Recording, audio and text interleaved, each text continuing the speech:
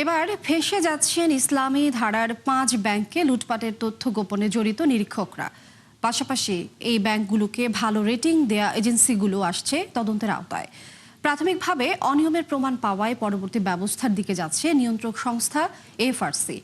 এজন্য চাওয়া হয়েছে অর্থ মন্ত্রণালয়ের অনুমোদন। তবে দায় নির্ধারণে সতর্ক থাকার পরামর্শ দিয়েছেন বিশ্লেষকেরা। রুহুল আমিনের রিপোর্ট।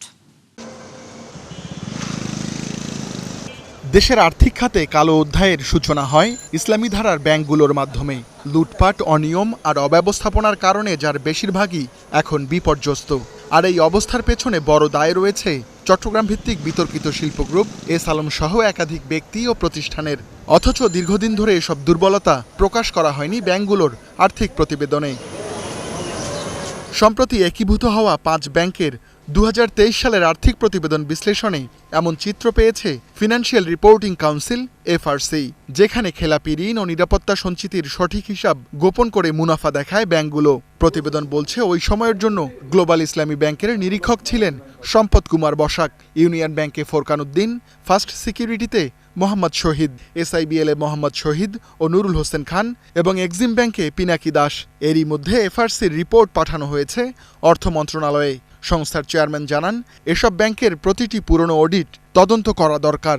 পাবলিক ইন্টারেস্ট এন্টিটিজের হিসাব এবং নিরীক্ষক ব্যবস্থাপনার আমরা তদারকি করি এবং সেগুলো যাতে আন্তর্জাতিক মানদণ্ড অনুযায়ী সম্পন্ন হয় তা দেখি। সেই কারণে আমরা এই 5টি ব্যাংকের আমরা অডিট রিপোর্ট পর্যালোচনা করেছি। আমরা যেই চিত্র, যে ত্রুটিগুলো আমরা পেয়েছি বা আমাদের কাছে মনে হয়েছে, সেগুলো অধিকতর তদন্ত হওয়া প্রয়োজন বলে মনে করি। আর্থিক প্রতিবেদনের পাশাপাশি 2020 থেকে 24 পর্যন্ত 5 বছরের ক্রেডিট রেটিং ও বিশ্লেষণ করেছে এফআরসি। প্রতিবেদনে বলা হয়, আর্থিকভাবে বিপর্যস্ত হয়ে পড়লেও তা উঠে আসেনি ক্রেডিট রেটিংয়ে। উল্টো ভালো মান দেখানো হয় ধারাবাহিকভাবে।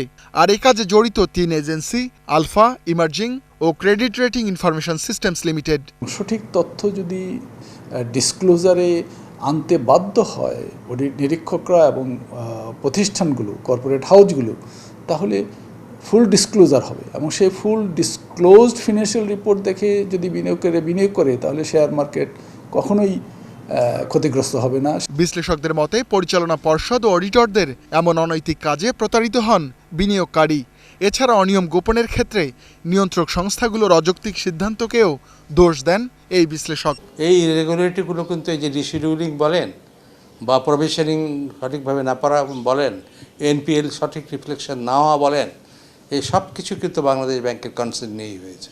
সুতরাং Bangladesh bank will have to accept there part of the problem.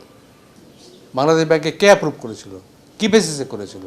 তো অডিটিং প্রফেশনে এটা যেটা কথাগুলো বলেছেন, এটা যদি সঠিক হয় তাহলে এটার দায় দায়িত্ব কার উপর পড়ে? সবাইকে নিতে হবে। বিশ্লেষকদের মতে অসাধু নিরীক্ষক ও মান নিয়ন্ত্রকদের শাস্তি না হলে থামানো যাবে না অনিয়মের প্রবণতা।